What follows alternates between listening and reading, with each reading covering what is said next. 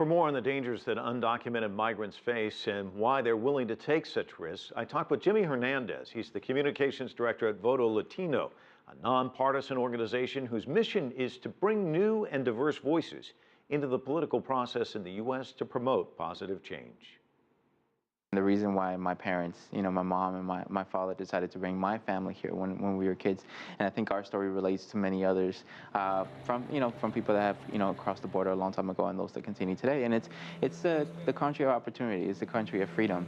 It's the place where if you really put in hard work, if you really do what you're supposed to, if you're a good citizen, go to school, have ambitions and pursue those ambitions, you can be quite successful. And people want to live in a country and grow up in a country like that so they can provide for their families and generations to come. At the end of the day, that's the very, very basic reason, is that there are perhaps even worse dangers, back in their homelands. And despite the dangers that that are around crossing the border, that are around coming to the U.S. illegally, they are worth it, because of what this country represents, because of the opportunities that this country presents.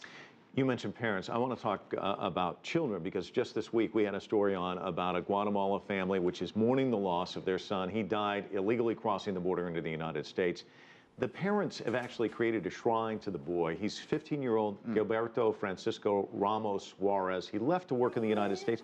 He wanted to earn money to send back to home because his mother had epilepsy. And I know there are many, many stories like that. Talk to me about the stories that you've heard, which definitely tug at the heartstrings. Absolutely, absolutely. A lot of times, again, the reason why people come to the U.S., the reason why they want to establish, home here, is because of the opportunities. What does that entail?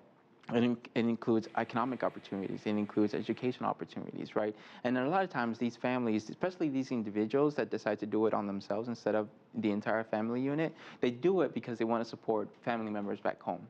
Because although they are trying to find, good paying jobs back home, although they are, doing everything that they can to provide for their families, they're struggling to do so.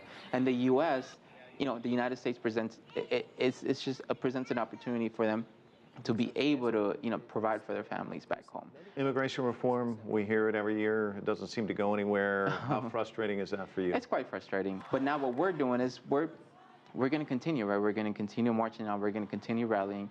We're going to continue pressuring this president and his administration from separating our families, from tearing them apart because of his deportation policies. We're going to continue pressuring Congress. And in particular, Congress, what we're going to do? We're going to focus on the November elections. We're going to focus on getting Latinos registered to vote, and not just Latinos, but also immigrants in general, Asian and Pacific Islanders. We're going to get them registered to vote, and we're going to use immigration reform and Congress's inaction on this issue as a reason for them to get out to the polls.